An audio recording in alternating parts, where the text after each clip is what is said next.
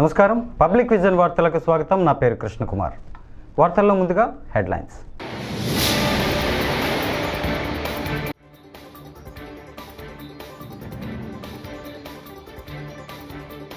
విదేశీ పర్యటనను ముగించుకొని విజయవాడ చేరుకున్న ముఖ్యమంత్రి వైఎస్ జగన్మోహన్ రెడ్డి.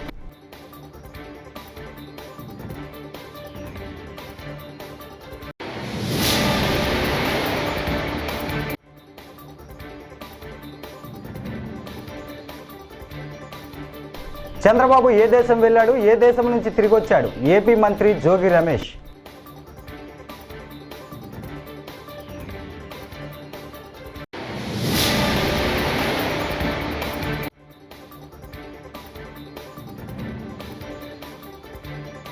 సిఎస్ జవహర్ రెడ్డి చుట్టూ భూమాఫియా తిరుగుతోందని తెలుగుదేశం సీనియర్ నేత వర్ల రామయ్య కౌంటర్లు.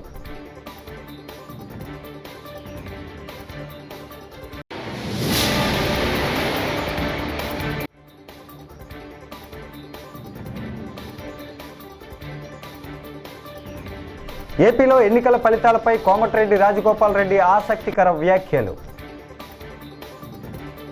ఇక డీటెయిల్స్ చూస్తే, విదేశీ పర్యటన ముగించుకొని విజయవాడ చేరుకున్న ముఖ్యమంత్రి వైఎస్ జగన్మోహన్ రెడ్డికి గన్నవరం విమానాశ్రయంలో ఘన స్వాగతం లభించింది.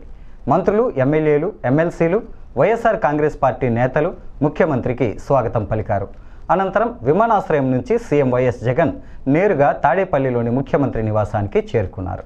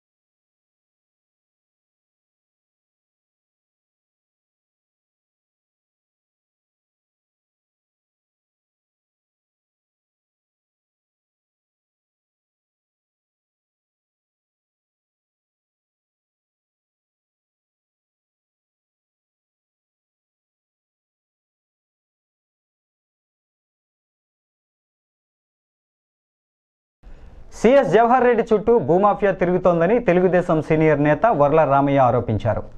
ఆరోపణలకు సమాధానం ఇవ్వకుండా ప్రశ్నిస్తున్న మూర్తి యాదవ్పై బెదిరింపులకు పాల్పడమేంటని నిలదీశారు. ఎస్సీ, ఎస్టీ, బీసీ భూములు కొట్టేసిన ఉదంతంపై సిబిఐ లేదా సిట్ చేత గవర్నర్ విచారణ చేయించాలని డిమాండ్ చేశారు. అవినీతి ఆరోపణలున్న జవహర్ రెడ్డి సిఎస్గా ఉంటే కౌంటింగ్ సజావుగా సాగదని, ఆయన్ను ఎన్నికల విధుల నుంచి తొలగించాలని అన్నారు. హైయెస్ట్ ఆఫీసర్ పెద్ద సార్ని అడగండి అంటారు. పెద్ద సార్ అంటే chief secretary. Everybody knows. Attender దగ్గర నుంచి ఐఏఎస్ల వరకు అందరికీ తెలుసు పెద్ద సార్ అంటే చీఫ్ సెక్రటరీ అని. ఈ రోజున పెద్ద సార్ చుట్టూ ఈ రోజున ఒక పెద్ద భూ మాఫియా తిరుగుతూ ఉన్నది, భూదందా తిరుగుతూ ఉన్నది. ఒక బాధ్యత కలిగిన రాజకీయ నాయకుడు విశాఖపట్నం జిల్లా నుంచి చీఫ్ సెక్రటరీ గారి మీద పలు ఆరోపణలు చేశారు.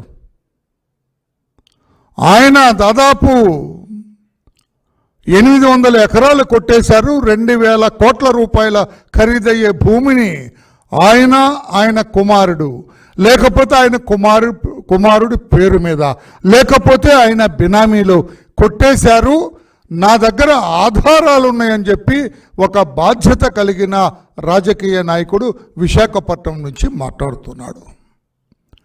నేను ఈ సందర్భంగా కొన్ని ప్రశ్నలు పాలనా యంత్రాంగానికి వేస్తూ ఉన్నాను. నేను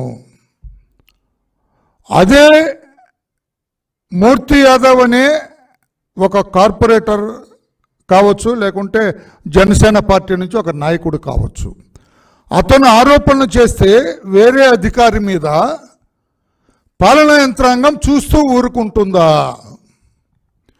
యాంటీ కరప్షన్ బ్యూరో చూస్తూ ఊరుకుంటుందా? పై స్థాయి అధికారి ఏపీ మంత్రి జోగి రమేష్ ఇవాళ మీడియా సమావేశం నిర్వహించి టీడీపీ అధినేత చంద్రబాబుపై ధ్వజమెత్తారు. చంద్రబాబు ఎక్కడికి వెళ్ళాడో తెలియదు కానీ 10 రోజుల తర్వాత తిరిగి వచ్చాడని, అయితే చంద్రబాబు ఏ దేశానికి వెళ్ళాడు, ఏ దేశం నుంచి తిరిగి వచ్చాడు అనేది $1 మిలియన్ క్వశ్చన్ అని ఆయన వ్యాఖ్యానించారు. చంద్రబాబు శంషాబాద్ ఎయిర్పోర్టు నుంచి విదేశాలకు బయలుదేరి వెళ్ళాడు, దుబాయ్లో దిగాడనేది ఒక సమాచారం. మరి దుబాయ్ నుంచి 10 రోజుల పాటు ఏ దేశానికి వెళ్ళాడు? చంద్రబాబు వైద్య పరీక్షల కోసం విదేశాలకు వెళ్ళాడని ఒక ఎల్లో మీడియా పత్రికలో రాశారు. మరో ఎల్లో మీడియా పత్రికలో ఏమో ఎన్నికలలో తలమునకలైన చంద్రబాబు సేదతీరేందుకు విదేశాలకు వెళ్ళాడని రాశారని అన్నారు. తిరిగి వచ్చాడు చంద్రబాబు నాయుడు.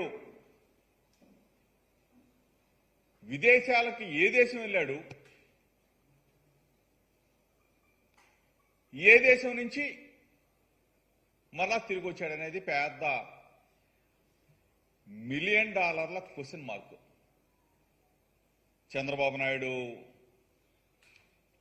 విదేశాలకి హైదరాబాద్ నుంచి బయలుదేరాడు. శంషాబాద్ ఎయిర్పోర్ట్ నుంచి విదేశాలకు బయలుదేరి దుబాయ్లో దిగాడని చెప్పి ఒక సమాచారం. దుబాయ్ నుంచి 10 రోజుల పాటు అసలు ఏ దేశానికి వెళ్ళాడు, ఎక్కడికి వెళ్ళాడు?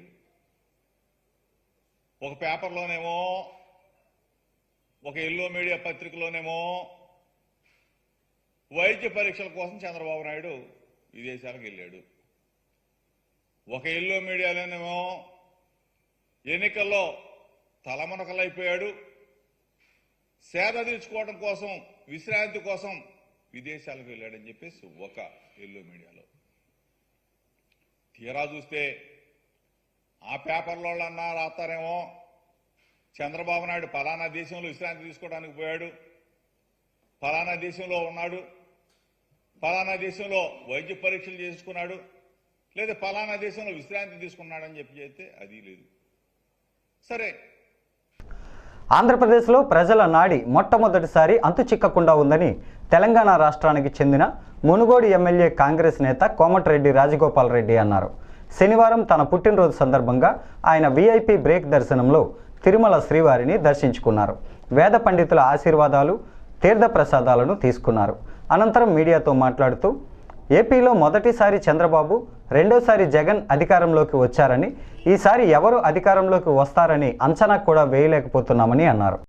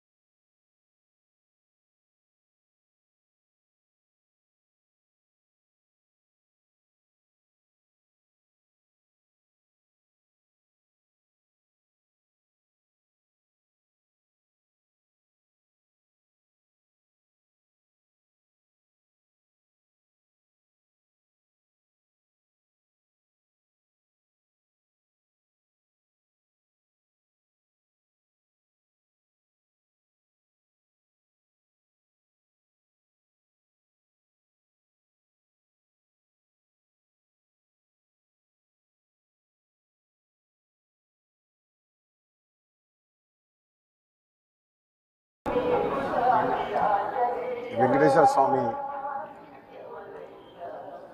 దర్శనం ఆశీస్సుల కోసం రావడం జరిగింది. చాలా బ్రహ్మాండంగా స్వామివారి ఆశీస్సులు, దర్శనం భాగ్యం కలగడం చాలా అదృష్టం. అదేవిధంగా ఈరోజు June 1 నా పుట్టినరోజు సందర్భంగా స్వామివారి ఆశీస్సుల కోసం రావడం జరిగింది. అదేవిధంగా రెండు రాష్ట్రాల తెలుగు రాష్ట్రాల ప్రజలందరూ కూడా సుఖ సంతోషంతో ఉండాలని చెప్పి, రాబోయే రోజుల్లో ఇంకో 4 రోజుల్లో ఈరోజు ఆఖరి దినం పార్లమెంట్ ఎన్నికల లాస్ట్ ఫైనల్ ఫేజ్ ఎలక్షన్స్ జరగబోతున్నాయి. నా పుట్టినరోజు సందర్భంగా ఇదే రిజల్ట్ 4వ తారీఖు నాడు వస్తుంది. దేశ ప్రజల యొక్క భవిష్యత్తుని నిర్ణయించే ఎన్నిక దేశ ప్రజలందరూ, ముఖ్యంగా ఆంధ్రప్రదేశ్ రాష్ట్ర ప్రజలు రెండవసారి మరి ఇక్కడ మరి వైఎస్ఆర్ ప్రభుత్వానికి ఓటేస్తారా, మార్పు కోరుకుంటారా అనేది ఎంతో ఉత్కంఠతో ఇక్కడ ఈ తెలంగాణ ఆంధ్రప్రదేశ్ రాష్ట్ర ప్రజలు కూడా ఇప్పటివరకు ఏ సర్వేలో కూడా ఎక్కడ కూడా బయట పడటం లేదు. మొట్టమొదటిసారి అనుకుంటా ప్రజల నాడి తెలవలేదు ఆంధ్రప్రదేశ్లో. తెలంగాణలో బహుశా బీజేపీ కాంగ్రెస్ మధ్యన హోరాహోరీ జరిగింది. అక్కడ బీఆర్ఎస్ పార్టీ పూర్తిగా విఫలమవడం వల్ల బీజేపీ కాంగ్రెస్ మధ్యన హోరాహోరీ జరిగి చెరిసగం సీట్లు 2 సీట్లు కాంగ్రెస్ పార్టీ ఎక్కువ గెలుచుకునే అవకాశం ఉంది. 10 నుంచి 10 సీట్లు గెలుచుకునే అవకాశం ఉంది. తప్పకుండా భువనగిరి పార్లమెంటు నియోజకవర్గంలో కూడా కాంగ్రెస్ పార్టీ అభ్యర్థి చామల కిరణ్ కుమార్ రెడ్డి స్వామివారి వెంకటేశ్వర స్వామి ఆశీస్సులతోటి నేను పార్లమెంట్ ఇన్ఛార్జ్గా ఉన్న నెల రోజులు చాలా కష్టపడ్డాం.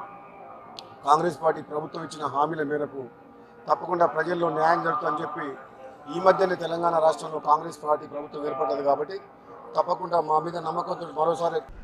సార్వత్రిక ఎన్నికలలో తుదిఘట్టమైన ఓట్ల లెక్కింపు ప్రక్రియ ఈ నెల 4వ తేదీన ఆంధ్ర యూనివర్సిటీలో జరగనుందని, ఈ కార్యక్రమం ప్రశాంతంగా సజావుగా జరిగేందుకు కృషి చేయాలని కలెక్టర్, జిల్లా ఎన్నికల అధికారి డాక్టర్ ఏ మల్లికార్జున రిటర్నింగ్ అధికారులను, పోలీస్ అధికారులను కోరారు. జూన్ 4వ తేదీన జరగనున్న ఓట్ల లెక్కింపు ప్రక్రియకు సంబంధించి అన్ని ఏర్పాట్లు ఇప్పటికే పూర్తి చేసినట్లు కలెక్టర్ తెలిపారు. శనివారం కలెక్టర్ కార్యాలయ సమావేశ మందిరంలో ఓట్ల లెక్కింపు ఏర్పాట్లు, చేపట్టవలసిన చర్యలు, భద్రతా ఏర్పాట్లపై రిటర్నింగ్ అధికారులు, పోలీస్ అధికారులతో సమీక్ష సమావేశాన్ని పోలీస్ కమిషనర్ ఏ రవిశంకర్తో కలిసి కలెక్టర్ నిర్వహించారు. మన ఫైనల్ రిజల్ట్ ఇవ్వడం జరుగుతుంది.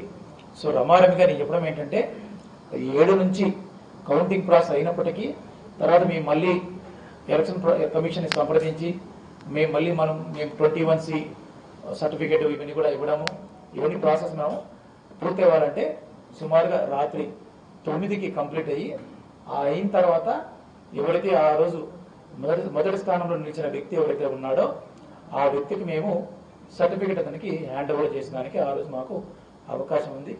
సో మనం ఎన్ని రోజులు కూడా చాలా ఓపికతో అందరి సహకారంతో ఎలక్షన్ నిబద్ధతతో చేయడం జరిగింది. సో ఇదే సహకారం చేస్తారు, ఎటువంటి ఇబ్బందులు కూడా మాకు రావు. అటువంటి ఇబ్బందులు కూడా మేము దృష్టిలో పెట్టుకుని అన్ని ఏర్పాట్లు కూడా చేసుకోవడం జరిగింది. ఇది ఓవరాల్గా ఇది. అలాగే గెలిచిన తర్వాత ఏ వ్యక్తి కానీ, ఏ పార్టీ కానీ, ఏ సంస్థ కానీ 144 సెక్షన్ అమల్లో ఉంది కాబట్టి ఎటువంటి విక్టరీ సెలబ్రేషన్స్ కానీ, దారిలో బైక్ ర్యాలీస్ కానీ, వాటికి ఆర్ఓలు కానీ, డిఈఓ కానీ, సిపి గారు కానీ, ఏసీపీలు కానీ ఎటువంటి పర్మిషన్లు మీకు ఇవ్వరు. ఎవరైనటువంటి వ్యక్తులు గెలిచిన ఆనందంలో ఏదైనా చేస్తే కూడా దయచేసి మీరు చేయకూడదు. చేస్తే మాత్రం ఖచ్చితంగా వారిని కస్టడీకి తీసుకోవడం జరుగుతుంది. అటువంటి వ్యక్తుల మీద మనకి డిపార్ట్మెంట్ పరంగా తగు చర్యలు కూడా తీసుకోవడం జరుగుతుంది. బ్యాన్ చేసిన మాట వాస్తవము. సో దయచేసి సహకరించవలసిందిగా అందరూ కూడా రాజకీయ పార్టీలకి, వ్యక్తులకి, అలాగే ఇతర సమూహాలకు కూడా మేము విజ్ఞప్తి చేయడం జరుగుతుంది. రాయదుర్గం పట్టణం బస్టాండ్ వద్ద బజరంగి సర్కిల్లో విశ్వ హిందూ పరిషత్ ఆధ్వర్యంలో హనుమాన్ జయంతి వేడుకలు శనివారం ఘనంగా నిర్వహించారు. ఆంజనేయుడి విగ్రహ ప్రతిష్టాపన జరిగి నేటికి 38 రోజులు పూర్తయిందని అన్నారు. హనుమాన్ జయంతి సందర్భంగా స్వామివారికి పంచామృత కుంకుమార్చనలు చేపట్టి మంగళ నైవేద్యాలు అందించారు. విశ్వ హిందూ పరిషత్ అధ్యక్షులు దేవరెడ్లపల్లి రాజేష్ ఆధ్వర్యంలో వేడుకలు నిర్వహించి ప్రసాద పంపిణీ చేశారు.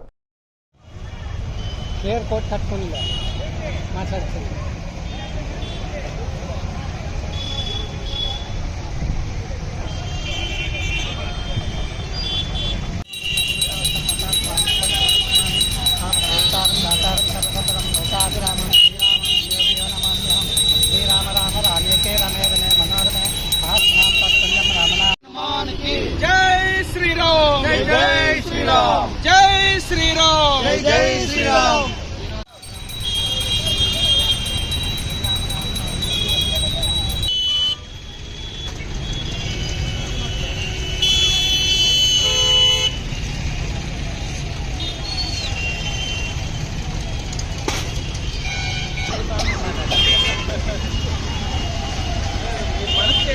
హనుమ జయంతి సందర్భంగా మన బజరంగి సర్కిల్లో రాయదుర్గంలో బజరంగి హనుమాన్ విగ్రహం దగ్గర ఈరోజు ప్రత్యేక పూజ మరియు ప్రసాద వినియోగం జరుగుతూ ఉంది.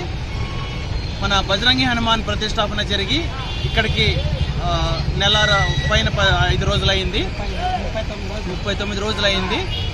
ఈ సందర్భంగా మరియు అలాగే మన హనుమాన్ జయంతి సందర్భంగా ఈరోజు ప్రత్యేక పూజలు చేయించి పంచామృత అభిషేకము, ప్రత్యేక పూజలు చేయించి ప్రసాద వినియోగం చేయడం జరుగుతుంది. ఇందుకు భక్తాదులందరూ కూడా పెద్ద ఎత్తున వచ్చి పాల్గొనడం జరిగింది. అందరికీ కూడా ఈ బజరంగి హనుమాన్ రాబోయే రోజుల్లో ఇంకా ఎక్కువ ప్రాచుర్యం పొంది అందరి మన్ననలు పొందాలని కోరుకుంటున్నాం. ఆంజనేయ స్వామి. అనంతపురంలో కేంద్ర సాయుధ బలగాలచే నిర్వహించిన ఫ్లాగ్ మార్చ్లో జిల్లా అధికారి ముఖ్య అతిథిగా పాల్గొన్నారు. ఈ సందర్భంగా ఆమె మాట్లాడుతూ జిల్లా యంత్రాంగంతో కలిసి కౌంటింగ్ ప్రక్రియ ప్రశాంతంగా ముగిసేలా అన్ని రకాల బందోబస్తు చర్యలు చేపట్టామని అన్నారు. జిల్లా అంతటా కౌంటింగ్ ముగిసే వరకు 144 సెక్షన్ ఉత్తర్వులను గట్టిగా అమలు చేస్తామని చెప్పారు. అందరికీ నమస్కారం. మీరందరూ ఇక్కడికి వచ్చిందానికి ఫస్ట్ ఆఫ్ ఆల్ మీ అందరికీ థ్యాంక్స్. మీ అందరికీ తెలుసు మనకి కౌంటింగ్ జూన్ 4th ఉంది. దానికి అనంతపురం పోలీస్ కంప్లీట్గా సంసిద్ధమయ్యాం. సో అందులో భాగంగానే ఈరోజు ఇక్కడ ఫ్లాగ్ మార్చ్ నిర్వహించడం జరుగుతుంది. ఈరోజు మార్నింగ్ JNTU చుట్టూ 5 కిలోమీటర్స్ ఫ్లాగ్ మార్చ్ చేయడం జరిగింది. పట్టణంలో ఉన్న ప్రజలకు కూడా తెలియడం కోసం ఇక్కడ ఇప్పుడు ఫ్లాగ్ మార్చ్ అనేది చేయడం జరుగుతుంది. సో మనం జూన్ 4th కౌంటింగ్కి ఎటువంటి అవాంఛనీయ సంఘటనలు జరగకుండా తీసుకోవాల్సిన జాగ్రత్తలన్నీ కూడా తీసుకున్నాం. అందులో భాగంగా మనం 5900 మెంబర్స్ వరకు పొటెన్షియల్ ట్రబుల్ మాంగర్స్ అందరినీ కూడా బైండ్ ఓవర్ చేయడం జరిగింది. అలాగే అనంతపురం జిల్లాలో post election and post violence 332 rowdy sheets open చేయడం జరిగింది. ఇది కాకుండా flag marches, cardinal search operations అనేవి కంటిన్యూస్గా చేస్తున్నాం. మనకి there is a ban on purchase, sale, use of fire crackers. So ఎక్కడ కూడా ఫైర్ క్రాకర్స్ అనేవి యూజ్ చేయడానికి లేదు. సో మీ మీడియా మూలంగా నేను అందరినీ కోరుకోవడం ఏంటంటే, దయచేసి కుటుంబ పెద్దలు కావచ్చు, స్త్రీలు కావచ్చు, పిల్లలు కావచ్చు, మీ ఇంట్లో ఉన్న పెద్దవాళ్ళకి చెప్పండి, పెద్దవాళ్ళు వచ్చి పిల్లలకి చెప్పండి, దయచేసి ఎటువంటి వైలెన్స్లో కూడా పాల్గొనకుండా ఉండాలి. ఒకసారి మీరు అనవసరంగా కేసెస్లో బుక్ అయ్యారంటే, ఎస్పెషల్లీ ఎలక్షన్ రిలేటెడ్ కేసెస్లో. దక్షిణ కైలాసంగా ప్రసిద్ధి చెందిన ప్రముఖ పుణ్యక్షేత్రం శ్రీకాళహస్తీశ్వర దేవస్థాన ఆలయంలో శనీశ్వర స్వామికి శనివారం అభిషేకం నిర్వహించారు. ముందుగా పాలు, పెరుగు, పంచామృతంతో అభిషేకం చేసి అనంతరం స్వామివారిని చక్కగా పుష్పాలతో అలంకరించి విశేషంగా భక్తులు శనీశ్వర స్వామి అభిషేకంలో పాల్గొన్నారు.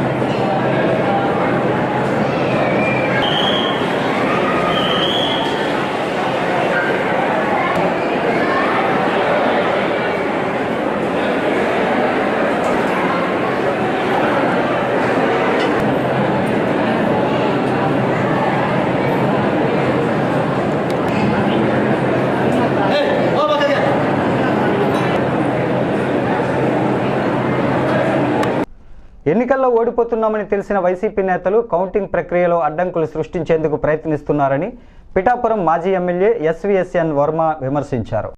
పవన్ గెలుపుకు అడ్డుకునేందుకు వైసీపీ చేస్తున్న కుట్రల్లో ఇదొక భాగమని ఆరోపించారు.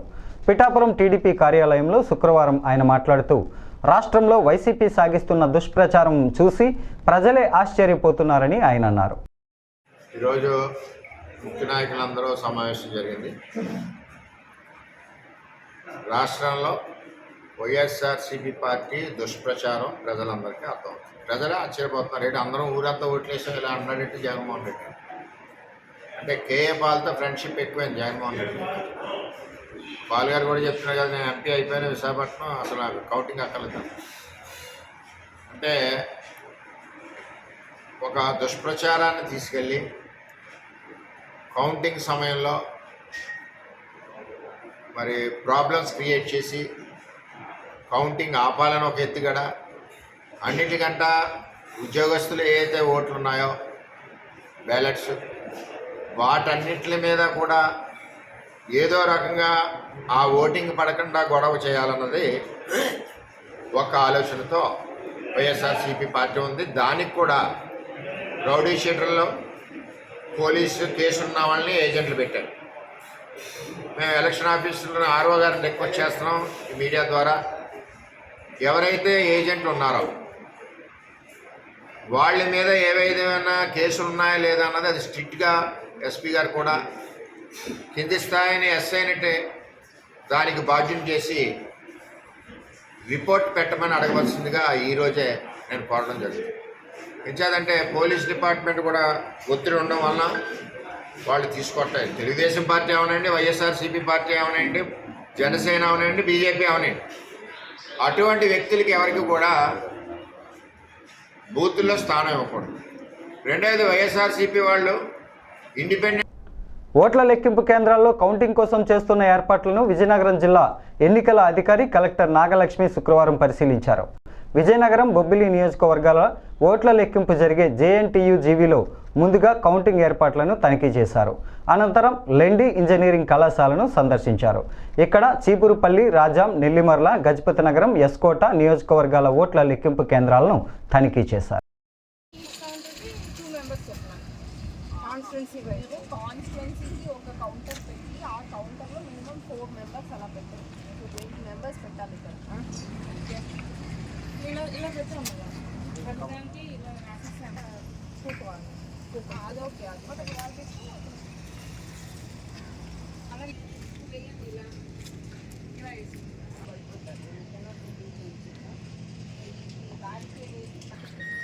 లేకపోతే మీకంతా వాచిపోతుంది. మీరు అక్కడి నుంచే క్యూ స్టార్ట్ చేసి రెగ్యులేట్ చేసి ఇలా వరకు వేసుకొని 5 కౌంటర్స్, ఈచ్ కౌంటర్లో 4 మెంబర్స్ కలెక్ట్ చేస్తారు. సో ఫాస్ట్ కలెక్ట్ చేసి పెట్టేసి ఇచ్చేయాలి. అండ్ ఒక్కొక్క దానికి ఒక్కొక్క క్యూ లైన్ సో దట్ వాడు కొంచెం మీకు అంతా మార్నింగ్ కాబట్టి వాడు అంత ఎర్లీగా అంత రాదు. అంత కరెక్ట్గా ఒక 45 minutes 1 hour బిఫోర్ వచ్చి నేను వెళ్ళిపోవాలనుకుంటాను. మీకు వాడికి అక్కడ చెకింగ్ టైము ఈ టైము 5 minutes కంటే పట్టకూడదు. రిటర్న్కి మీరు ఏం చేయొచ్చు అంటే మీకు అది దూరం కాబట్టి రిటర్న్ చేయొచ్చు.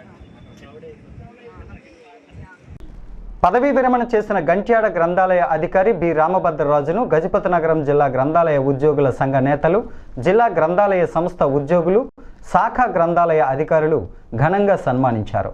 జిల్లా గ్రంథాలయ సంస్థ కార్యదర్శి బి లక్ష్మీ రామభద్రరాజు దంపతులను సత్కరించారు. సీనియర్ అసిస్టెంట్ కూర్మాచార్యులు, జిల్లా ఉపాధ్యక్షులు KSN పట్నాయక్, కార్యదర్శి శ్రీనివాస్, కోశాధికారి శ్రీధర్ ఈ కార్యక్రమంలో పాల్గొన్నారు. అయితే మన రామభద్రరాజు గారు విజయనగరం జిల్లా గ్రంథాలయ సంస్థ మిగతా అలాగే మనకి ఇదివరకు జిల్లా గ్రంథాలయంలో వర్క్ చేస్తూ మనకి అనేకమైన సేవలు అందించారు. వారికి కూడా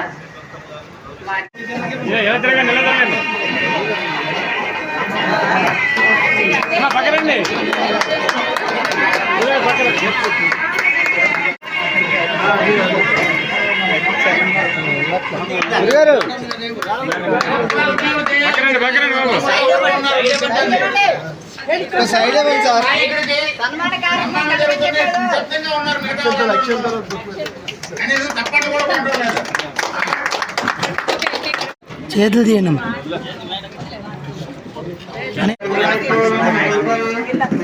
చూడండి.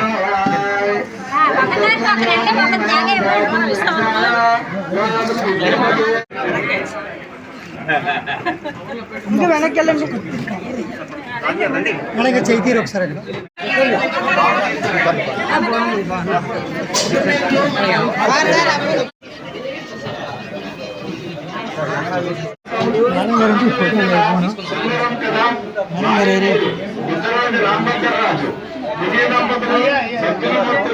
నిరంతర దైవారాధన తత్పరులు శ్రీ ముద్దరాజు వెంకటరాజు శ్రీమతి అష్టమంతుల దంపతుల జ్ఞానాభిమానిగా తేదీ 1/6 ఈ రిటైర్డ్ ఉద్యోగులకు నేను సేవ చేయాలని వారు కోరారు. నేను మామూలుగా అయితే నేను విశ్రాంతి తీసుకుందామని అనుకున్నాను. కానీ నా రిటైర్డ్ ఉద్యోగులు, నా సహ ఉద్యోగులు కూడా నా సేవలు ఉండాల్సిన నా సేవ కాదు. వారు ఏ టైంలో ఏ రాత్రైనా ఏ పగలైనా నా సహాయం కోరు. కానీ ఈ వార్తలు ఇంతటితో సమాప్తం. తిరిగి మరికొన్ని వార్తలతో మళ్ళీ కలుసుకుందాం. అంతవరకు సెలవు. నమస్కారం.